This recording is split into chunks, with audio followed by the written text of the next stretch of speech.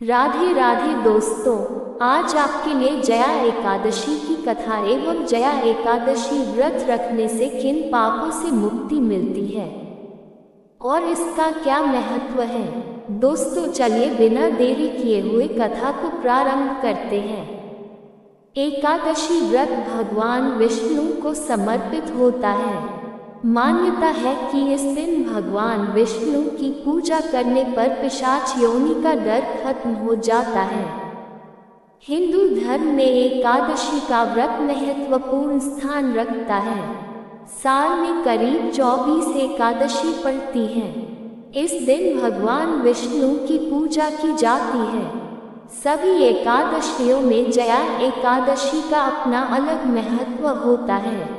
वहीं साल में 24 बार आने वाली एकादशी में से 12 एकादशी शुक्ल पक्ष और 12 एकादशी कृष्ण पक्ष की होती है।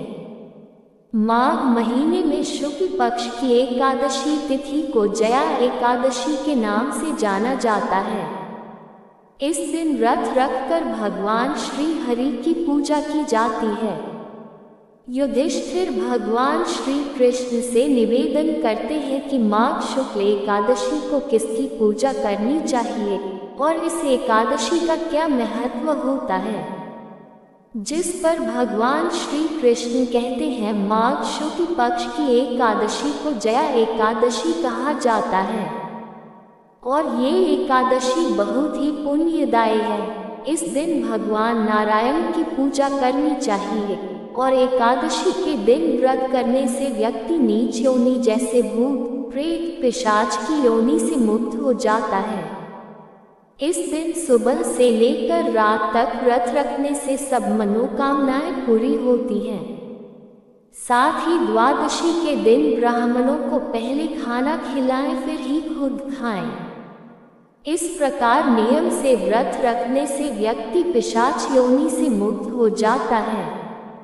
एकादशी तिथि को ब्रह्म मुहूर्त में उठकर स्नान करना चाहिए। इसके बाद भगवान विष्णु का ध्यान कर व्रत का रखना चाहिए। इसके साथ ही एक चौकी पर लाल कपड़ा बिछाकर उस पर भगवान विष्णु की प्रतिमा स्थापित करनी चाहिए।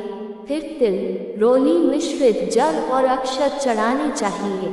भगवान विष्णु पर फूल चढ़ाने चाहिए और आरती करने के बाद विष्णु सहस्त्रनाम का पाठ करने से भगवान खुश होते हैं।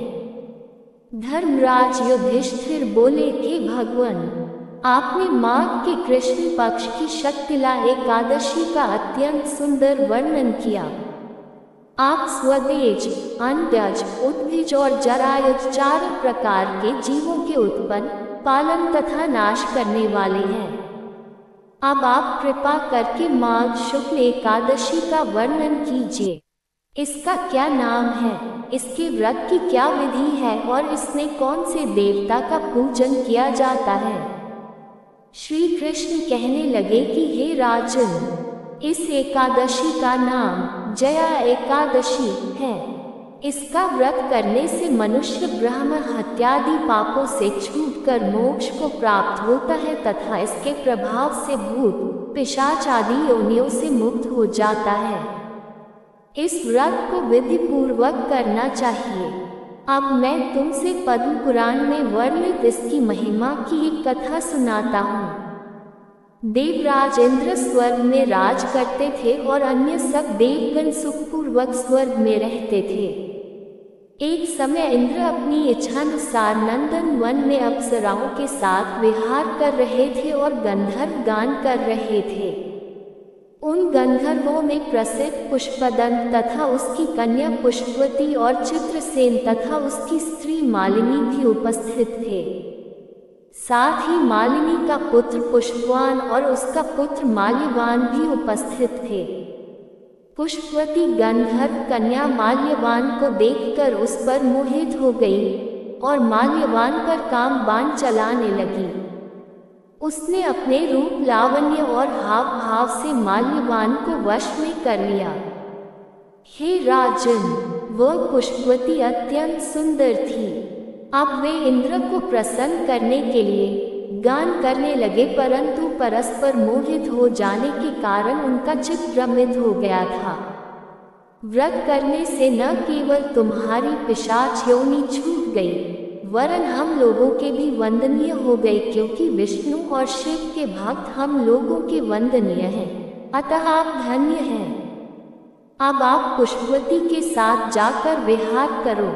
श्री कृष्ण कहने लगे कि हे राजा युधिष्ठिर, इस जया एकादशी के व्रत से बुरी योनि छूट जाती है। जिस मनुष्य ने इस एकादशी का व्रत किया है, उसने मानो सब यज्ञ, जप, दान आदि कर लिए। जो मनुष्य जया एकादशी का व्रत करते हैं, वे अवश्य ही 1000 वर्ष तक स्वर्ग में वास करते हैं। बोलो विष्णु भगवान की जय। ये कहानी आपको जरूर पसंद आई होगी। राधे राधे। दोस्तों, आपको ये जानकारी और कथा कैसी लगी, कृपया कमेंट करके अवश्य बताएं। और कमेंट बॉक्स में राधे राधे लिखना ना भूलें। वीडियो पसंद आया हो तो लाइक करें, और ऐसी ही और भी बहुत सारी कहानियों को सुनने के लिए चैनल को सब्सक्राइब अवश्य करें। धन्यवाद। राधे राधे।